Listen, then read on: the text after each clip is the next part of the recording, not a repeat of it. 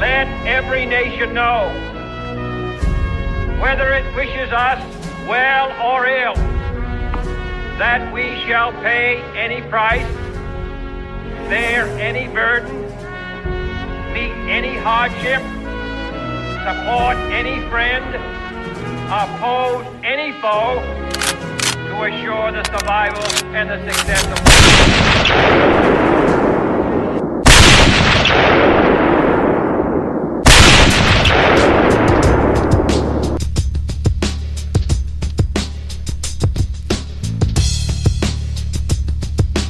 What up, what up? This is your boy Rob Clark welcoming you to the 22 November Network. Get ready for another exciting edition of the Lone Gunman Podcast featuring me. That's right, your boy Rob Clark coming at you. Stay tuned. Be right there.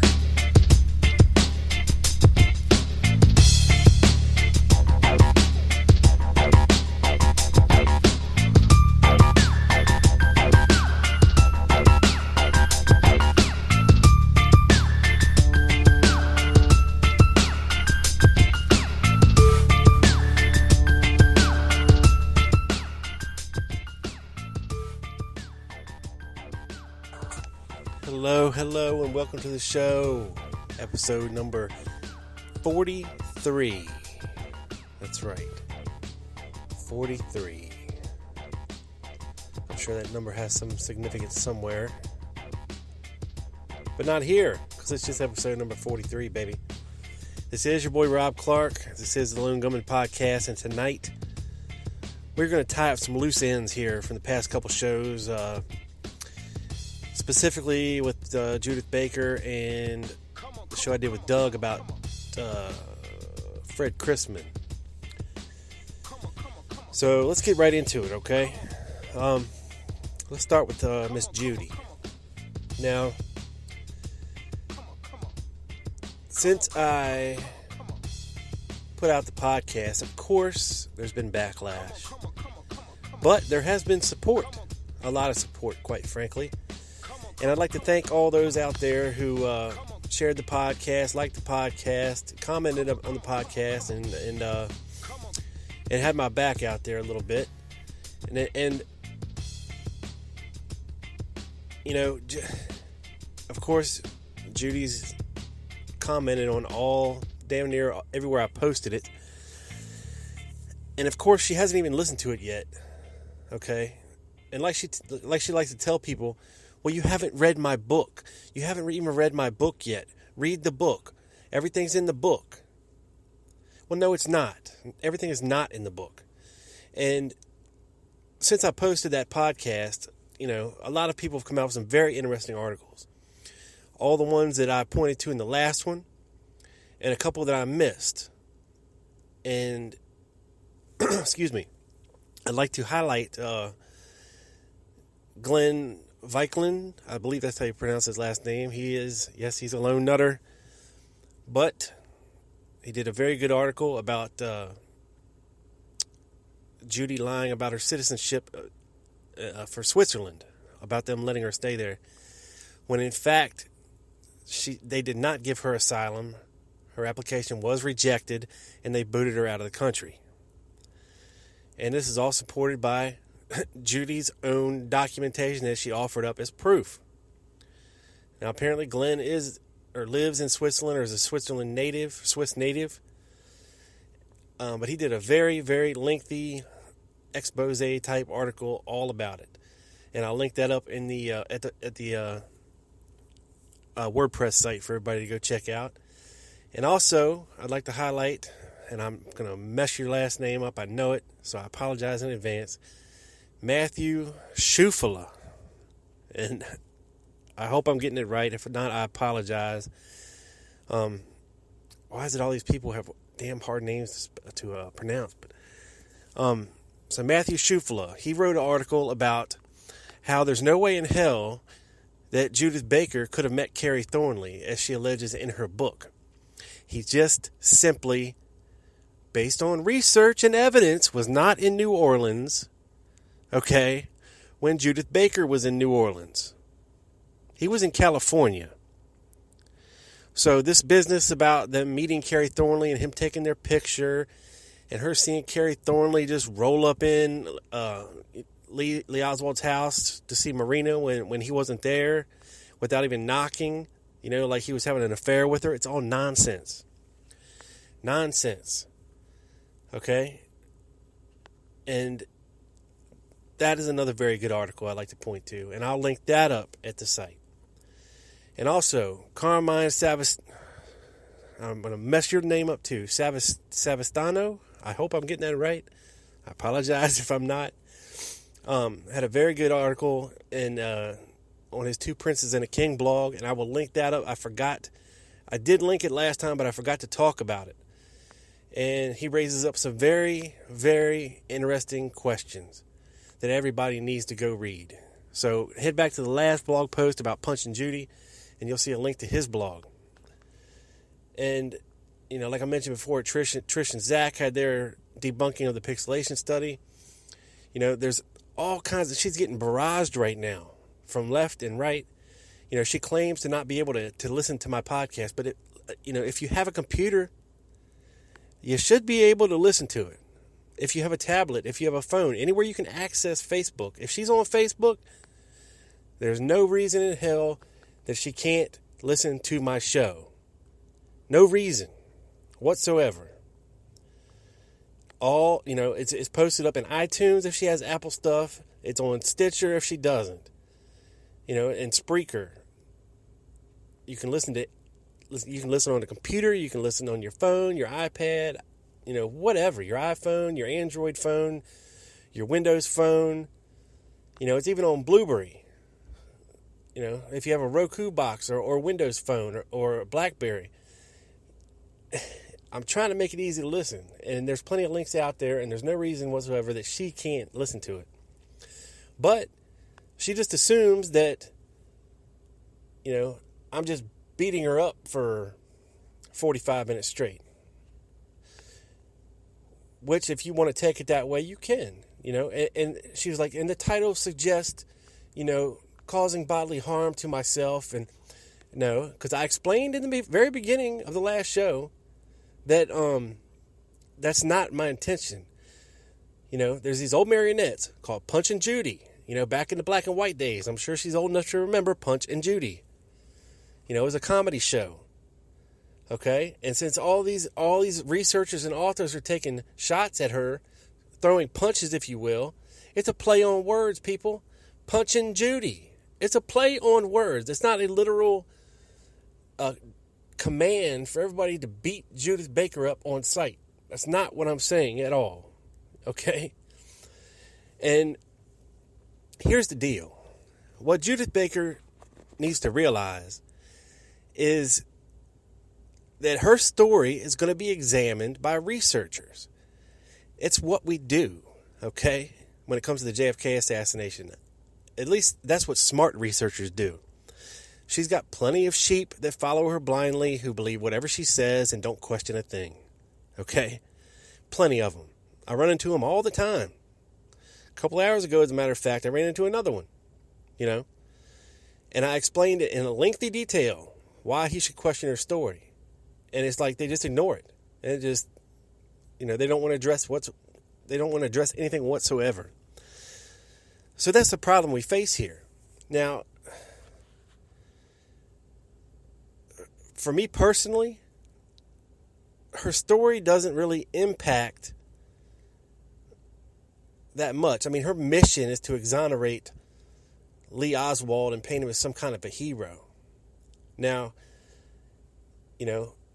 for everybody out there, this is something that conspiracy theorists and lone nutters can come together on. And that's total fanaticist horse shit. Okay? There's enough clutter in the research community as we speak when it comes to this Oswald Innocence campaign and this, that, and the other. Okay? I don't agree with the lone nutters that Oswald acted alone. Okay? I'm not even sure if Oswald acted at all, but I'm open to the possibility that he did act. But if he did act, it damn sure wasn't of his own volition. And this is due to the contacts and the people that he was associating with. Okay? And coming up in the next, the second part of this podcast, when we're getting to Fred Chrisman, I'm going to explain it to you in a little bit more detail. Because I think this man and his associates were a lot more important than people want to point to. He's often the forgotten man of the assassination. Now, or someone that, people haven't really spent a lot of time on. But back to Judy for a second. It is our right as human beings and Americans to question whatever the hell we want to question. Okay? And for us JFK researchers who have spent years and countless hours, reading and soaking in information and documents and reading evidence, examining photographs, and trying to piece this thing together, it is my right to question anybody who has something to say about the JFK assassination. Okay, because in my mind, if you got some kind of a story or a theory, you better be able to back it up with something other than your words. Okay? And I don't care if you were there or not.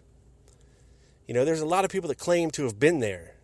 Okay? If we believed everybody that came forward with a story, okay, we would have James Files and Paul Gibson behind the picket fence on the grassy knoll. We'd have Johnny Rosselli in the storm drain firing. We'd have Lloyd Factor and Mac Wallace up in the 6th floor window.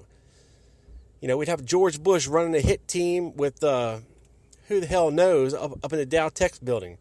We'd have Harry Weatherford up on the roof of the Dallas County Records building. We'd have Charles Harrelson, Chauncey Holt, E. Howard Hunt, Frank Sturgis. We'd have all them tramping around back there in the rail yard. Okay? And, all these people. Oh, don't forget David Sanchez Morales. He also admitted to, offing the Kennedys. With LBJ plan and everything. Come on, people. You can't believe everybody just because it makes for a nice story and it ties everything together in a nice, neat little bow and it's over. It's not that simple. It hasn't been that simple for 50 years. If it has been that simple, if it would have been that simple, people would have solved this case by now. But they haven't. We have a lot of pieces to the puzzle, but it's hard to put them together. And just because Judith Baker was in New Orleans and she worked at the same place Lee Oswald did does not mean that they had an affair, B, they even knew each other, okay, C, they were working on some kind of fast-acting cancer, which, like I pointed out to somebody earlier today, everybody likes to point to Dr. Mary's monkey and how it matches me and Lee. Well, yeah, it does match me and Lee. You know why? Because his first book didn't have Lee Oswald, didn't have bioweapon fast-acting cancer, and it didn't have Judith Baker. Okay? Judith Baker came to him and said, I read your book. I can tell you it's all true and more because I was there. I was in the middle of it. Okay? So he rewrote his book to match Judith's story. Then he helped her write her book. So yeah, they're going to match, people. They're going to match. Go back and read his first book, Mary Ferry and the Monkey Virus. And you tell me what makes more sense. Okay? Alt Noxter, okay, made these polio vaccines. Claimed how safe they were. He gave them to his own grandkids, and he killed one of them and maimed the other one. And, you can't tell me that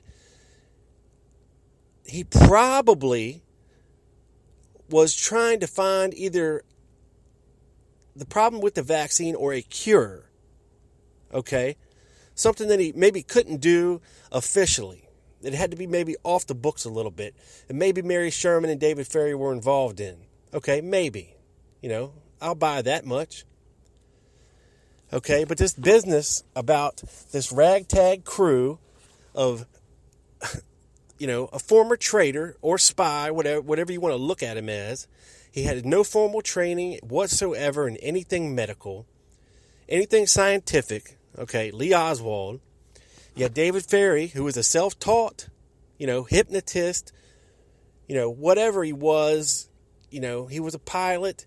He was a wanted to be a religious man, pedophile, whatever you want to call him. He was not a scientist.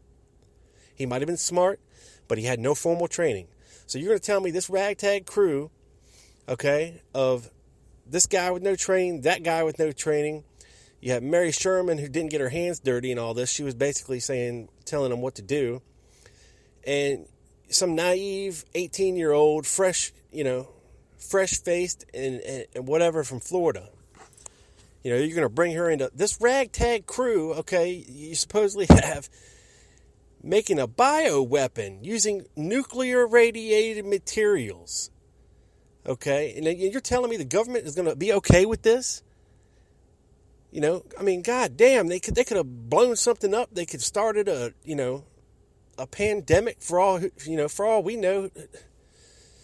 This kind of work, okay, if there is such a thing as fast-acting cancer, it would have been developed in a clandestine medical lab somewhere like Fort Detrick, under tightly controlled conditions, sterilized conditions, with people that knew what the hell they were doing.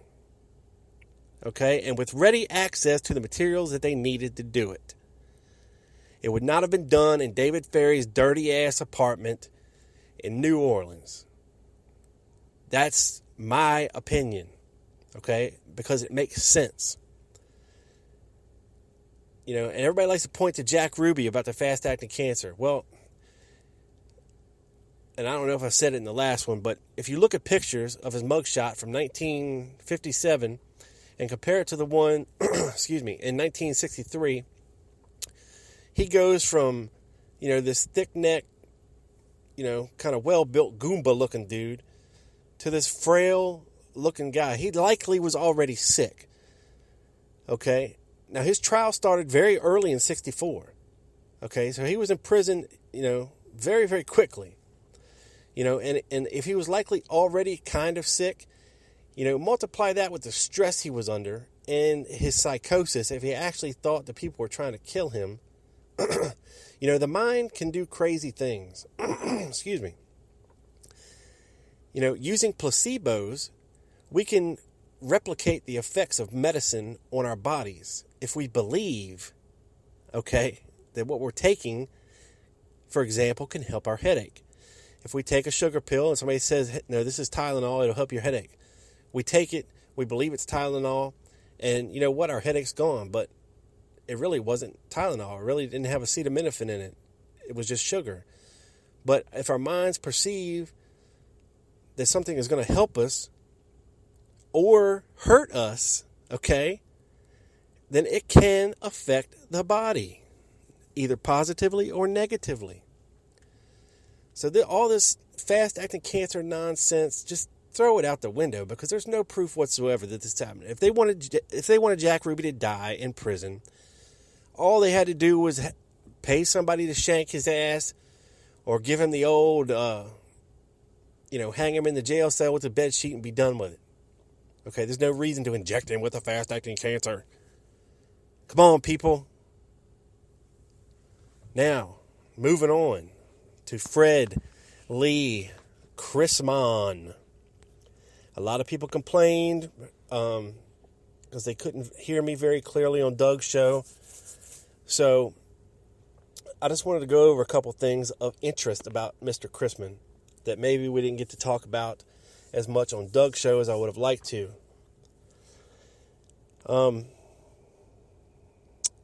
Just a little bit about Fred Chrisman, born in 1919 in Tacoma, Washington. Graduated from high school in 1939 at the age of 20. Attended Eastern Oregon College in Oregon for a short time before going to work for the Union Pacific Railroad and joining the military in 1942. Chrisman married Philomena Verstein in 1941. They had a son, Fred Jr., and a daughter, Chris. His daughter was killed in a car accident in 1964. Chrisman served in World War II in the Korean conflict as a fighter pilot, attaining the rank of captain. Between the years of his service and the two wars, he worked for the Washington State Department of Veterans Affairs in Seattle in 46 and 47.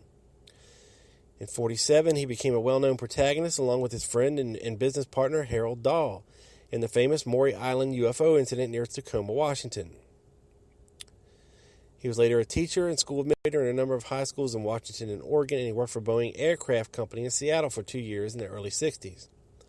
He was also a freelance writer, writing books, speeches, and campaign materials for many political figures, including state governors and members of Congress. In the 60s, late 60s, he moved back to his native Tacoma, Washington, and became involved in a highly charged political struggle in which he and friends and colleagues sought to end the city management form of government. As part of this struggle, Chrisman became well known and controversial as the host of a radio talk show using the name John Gold. He wrote a book about the period called Murder of a City, Tacoma, published in 1970. In 1968, he was subpoenaed by Jim Garrison to appear before a grand jury that was part of the Garrison investigation into the assassination of President John F. Kennedy. Early in 1975, he married Frances Borden, whom he had met while he was a member of the Tacoma Library Board of Trustees. He had been appointed to the board in 1970 by the outgoing mayor, Slim Rasmussen. Chrisman died at the age of 56 of kidney failure in Seattle Veterans Hospital, December 10th, 1975. Now, let's open Pandora's box here, okay? Because Chrisman, now what I just read you is his sanitized biography, okay? The real Fred Chrisman, okay? Now, Clay Shaw appears to have been involved in Project Paperclip, which was a top secret intelligence operation that began in 1945 with our win over Nazi Germany. It was a deeply covert program to bring Hitler's secret weapons and their designers to America. Among the aeroforms the Nazis had developed were strangely configured jet-propelled aircraft, the likes of which had never been seen, including UFO-type aircraft and the Bell. 2 years later, in June 1947, a number of aircraft that looked very similar to some that had been on the Nazi drawing boards were seen flying in and around Washington State. The location of several aerospace defense contractors, which were benefiting from the secret paperclip operation Shaw was a part of. Okay, it is said that Werner von Braun surrendered to Clay Shaw. Okay? Now, it's hard to, put all these pieces together, but I'm going to try. Okay? Now, 20 years later than the Maury Island incident, okay, Garrison linked Chrisman to Clay Shaw. Government records indicate that Chrisman was much more than a lowly harbor patrol officer. Available evidence also suggests he knew a lot more about the aircraft Dahl saw than he admitted. Aircraft, some intelligence sources believe were hybrids of those designed by the Nazi engineers who were brought to the U.S. under Project Paperclip. In 1967, when Garrison launched his investigation of Shaw, whose intelligence background was not yet documented, Paperclip had been secret for nearly 2 decades. Okay, so let's look at Shaw's CIA background. Okay, documents surfaced in 1977 showing that Clay Shaw had worked for the CIA since 1949. He had also been in business with former Nazis and European fascists involved in several CIA-supported covert operations throughout Europe. There is strong evidence he had been a member of the OSS. He certainly had worked for a top OSS officer who was involved in Paperclip. But did Chrisman know Shaw for those days? It's possible. Chrisman is said to have been attached to the OSS. Intelligence sources say he was a member of a secret fraternity of former intelligence officials. Other sources swear he was involved in gun running and closely tied to organized crime. Sound familiar? Jack Ruby. According to Garrison's information, Chrisman knew Shaw well. One of Garrison's informants said Chrisman was the first man Clay Shaw called after being told he was in trouble. The same source added that Chrisman flies to New Orleans steadily. Okay? 1964, 11 times. 65, 17 times. 66, 32 times. 67, 24 times. He seems to have no income and certainly spends a large sum of money on air travel. Okay? Now, in 67, a year before Garrison announced his subpoena of Chrisman, Harold Dahl corresponded with UFO researcher Gary Leslie, in which he said Chrisman has been in the Deep South for some time. Certain government agencies are very interested in his movements at all times. He sometimes drops out of sight for months and returns just as quietly. I do not know how he supports his manner of living, but he never lacks for money. Garrison's office issued a press release October 31st, 1968. It read, "Our information indicates that since the early 60s, Chrisman has made many trips to New Orleans and Dallas area in connection with his undercover work for that part of the warfare industry engaged in the manufacture of what is termed in military language a hardware, meaning those weapons sold to the U.S. government that are uniquely large and expensive." According to FBI records on Chrisman, disclosed under the FOIA Act and on file at the Assassination Archives and Research Center, Chrisman was a captain in the Army Air Corps and had flown during World War II from 46 to 47. He was employed as a special investigator on veterans matters for the state of Washington. Excuse me. Now, where do we go from here? Here's the problem when we're getting into talking about Fred Chrisman. You can't talk about Fred Chrisman and Clay Shaw without talking about Thomas Beckham. And Thomas Beckham said a lot during his immunized testimony that he gave to the HSCA. And if you go back and look at his Garrison testimony, he didn't give him anything. He didn't say anything. Chrisman didn't give Garrison anything. You know, they were pretty much working blind. They didn't admit to anything. But now this is going to come from Joan Millen's research, okay, who actually got to interview Thomas Beckham. And Beckham told her that Oliver Stone had managed to find his cell phone number and call him. He denied his identity. "I don't know anyone by that name, ma'am," Beckham told the caller. Stone paid his witness and consultant so Beckham could have enjoyed both fame and fortune should he have signed on to the film JFK, but he chose not to and stay under the radar. Beckham also took the risk of my discovering that not only had he been a con man over the years, it was what saved his life because his scams rendered him impeachable. But he continued in certain dubious practices while he was talking to me. Con men are no more or less likely to tell the truth than the white-collar Enron types, as I learned during the process of writing a biography on Lillian Hellman. Liars don't always lie.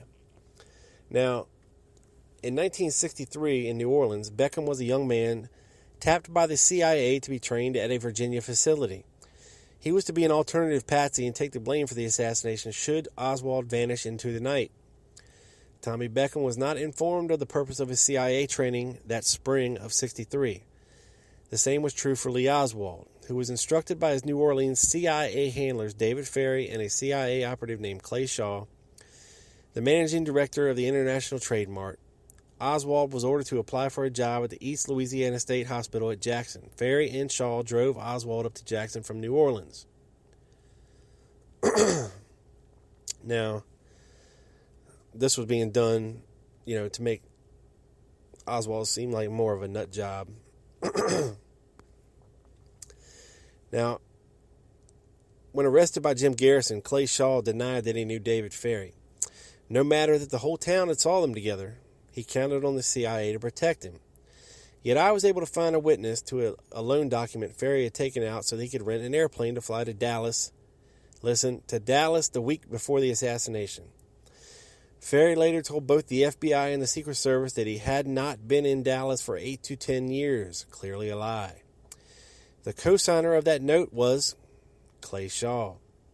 Jim Garrison, defamed over the years, was prescient and right and is owed a posthumous apology. Thomas Edward Beckham also handed me the original. Listen to this, people.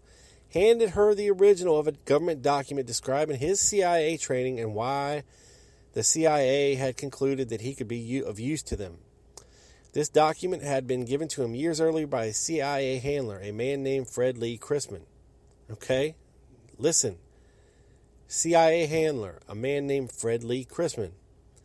As an explanation of how CIA had utilized him, its letterhead is not CIA, but United States Army Air Defense Command out of Colorado Springs. And yes, such an outfit does exist.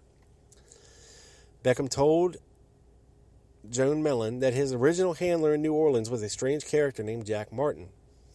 You don't find identity cards confirming someone is CIA, just as you don't find Communist Party membership cards. Jim Garrison's investigation inspired CIA to conduct a trace search on Jack Martin, but it's a very generic name. So they bombarded the CIA with requests for records on Jack Martin, John J. Martin, Jack M. Martin, Lawrence M. Martin, John M. Martin, Edward Suggs, Joseph James Martin, and for good measure, we threw in Beckham's other CIA handler, Fred Lee Chrisman. CIA acknowledged that they were 3 separate Jack Martin files. Blah, blah, blah, blah, blah. Now, in a batch of the CIA documents came an interesting letter. It demonstrates, and is the only internal document to do so, that Fred Lee Chrisman, listen up, people, Fred Lee Chrisman, Beckham's lifetime handler, was indeed CIA. This letter refers to documents identifying Chrisman's agency connections obtained by the sender, whose name is obliterated. This anonymous individual worked for a section of the agency different than Chrisman's. He managed to obtain Chrisman's file through his own internal connections. Now he urges that it be made known that Chrisman served only a part of the CIA. That's important. And that Chrisman's agency activities even be made public. The document is dated September 13th, 1969. It reveals internal conflict with the CIA that matches President Kennedy's own battle with the clandestine service. So not everyone knew about the utilization of Oswald or Beckham. Not every component was in on the plot to murder President Kennedy. All right? Now, why is this important? Okay? Here's why it's important. And here's where we're going to start tying some things together. Okay? Now, in Beckham's HSCA testimony, he states very clearly that Fred Lee Chrisman represented something called, in quotes, the organization. Okay? He didn't call it the CIA. He didn't call it whatever it was. He called it the organization. You know, whenever he needed something, that's who he called. Okay? He got his walking papers, his orders from Fred Lee Chrisman. Whenever he had a problem, he called Fred Lee Chrisman to help him out. Chrisman told him where to go, where to move, what to say, what to do. Okay? Now, in New Orleans, a week before the assassination, Beckham tells of a meeting in G. Ray Gill's office. G. Ray Gill was the lawyer for Carlos Marcello. He states very clearly that Victor Marcello, Clay Shaw, David Ferry, Jim Braden, and possibly Leighton Martins, I'm not sure, 100% sure on that, were in this lawyer's office as they prepared a packet, for Thomas Beckham to take to Dallas, which he did, to deliver to Lawrence Howard at the executive inn a week before the assassination. And when he got to Dallas and when he met Lawrence Howard, Interpen mercenary, Cuban raider, cold-blooded killer, Lawrence Howard, he shook out this packet of stuff. It's diagrams, it's notes, it's pictures, and he was pissed because something was missing.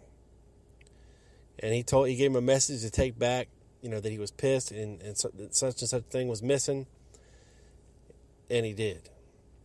And he goes back to New Orleans to deliver the message. Now, there's also allegations that Beckham was in Dallas that day, November 22nd, It's hard to say. That's one thing I'd like to look more into, and exactly what he was doing if he was there. But back to what Beckham asserted. Okay, now Beckham also stated that he met with Lee Oswald when he was handing out the leaflets in front of the Trade Mart in New Orleans. And there's a picture that looks a hell of a lot like Thomas Beckham in his pompadour haircut, standing back in the background as Oswald's handing his leaflets out. He says him and Lee Oswald after that went to get a Coke, and they were talking, and Oswald told him, "Don't worry, the chief's got my back." Now, who's the chief? Is it Hoover? Or is he referring to Bannister? Or some other ominous person. I don't know. Okay, but you got Beckham admitting that he knew Lee Oswald. That he had met him before. Okay? And they were on speaking terms to the point where they could go grab a Coke together. Okay? Now, why is it important that Beckham went to deliver this stuff to Lawrence Howard? Because it ties in the planners and the mechanics. Okay? Because you can make damn sure Fred Lee Crispin or Clay Shaw wasn't shooting at Jack Kennedy. Believe that. Okay? They helped facilitate it, but they weren't the actual mechanics. And when you tie in Lawrence Howard, to doing what they were doing with Lauren Hall and William Seymour, running guns and drugs from coast to coast, doing these campaign stops, these speeches, putting these cans out, collecting money. They were running stuff from California through Dallas, New Orleans to Florida and back again. They had ties to the John Birch Society. They had ties with General Edwin Walker, okay, which is going to be important here in a second. And all points in between, from coast to coast. And Thomas Beckham helped Lawrence Hall and Lauren Howard. He helped them get this offering can business, going and helping them out, because he used to do the same thing for the churches, the fake churches with the fake bishops and all this and that, because he was a con man. Beckham was a con man, okay? He knew how to make money. He knew how to con people out of money. That was his specialty. Okay, he's a bullshit artist. And I want to read you something, okay, that was sent to J. Edgar Hoover.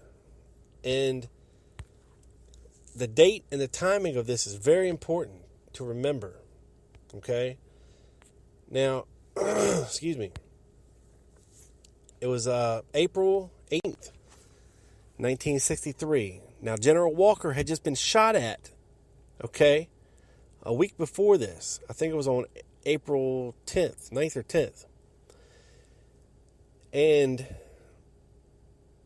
going back and listening to what Paul Trejo was telling Doug on his show about DeMorenshield going to the Oswald's house, and while George is talking to Lee, his wife Jean is walking around the house and she finds the rifle, and she hollers out, "Hey George, I found the rifle."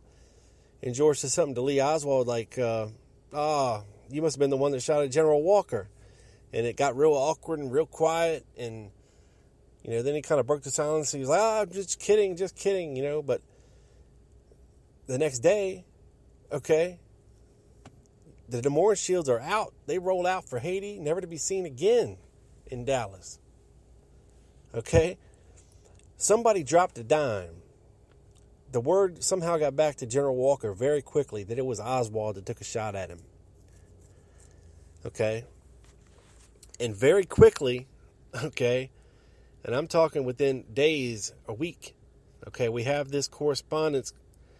It says, urgent, 4/18/63, 4:12 p.m. to the director from SAIC Los Angeles. Dr. Stanley Drennan, IS Cuba, is the subject. And they have a name redacted here, who has furnished reliable information in the past to Los Angeles. Advised that Dr. Stanley Drennan, Dr. Stanley Drennan, with offices at 3550 West 8th Street, Los Angeles, advised him April 17th last, that means the day before, that somebody called the organization, in quotes, was going to have a discussion that would take place at Poor Richard's Bookshop, which is owned and operated by FX Renuzzi. Now, remember when I told you, okay, and this is, let's see, almost 15 years before Thomas Beckham admitted to Fred Crispin being the front man for something called the organization. This memo is from 1963, okay?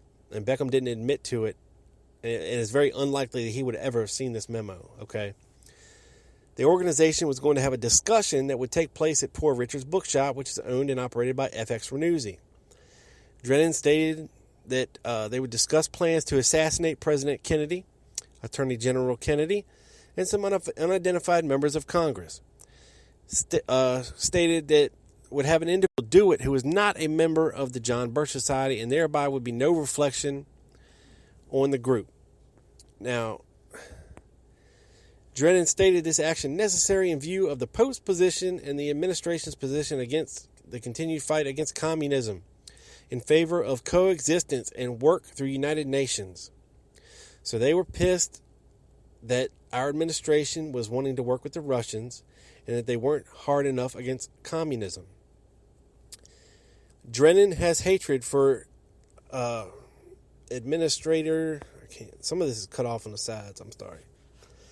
Former President Eisenhower and other American leaders not identified. He supports General Walker. He supports General Walker and current Cuban raiders. Drennan engaged in collecting materials, drugs, guns, and clothing to be shipped to Cuban raiders, place unknown. Something Service, Los Angeles, or Secret Service, Los Angeles is advised. Letterhead memo follows. Received at 7:27. Okay. It says intelligence containing the above message is to be disseminated, No intelligence containing the above message is to be disseminated outside the Bureau. So this is a straight off the teletype decoded copy of a radio transmission from the SAIC in Los Angeles to Hoover himself. And this is a week after they had shot at General Walker, allegedly Oswald, most likely Oswald. Okay, why is this significant? Because, as Doug would like to tell you about the Agent Jerome Crow fiasco going on with getting that 30-06 that was Jerry Hemmings' rifle out of Los Angeles and taking it to Dallas. Okay, this was Lauren Hall. This was Lawrence Howard. And when L.J. Delsa, the HSCA investigator, okay, when he went and interviewed Lawrence Howard at his house, a couple hours later he walked out and he looked at his partner and he said, I think we just talked to the son of a bitch that killed John F. Kennedy. No doubt. So, anyway, that's just me throwing some shit together in my head, putting some puzzle pieces together out there, putting it out there, putting a cap on all this Judith Baker nonsense so we can move on, keep researching. You know, it's okay to get distracted sometimes, but it's even more important to get back on track, people. Okay?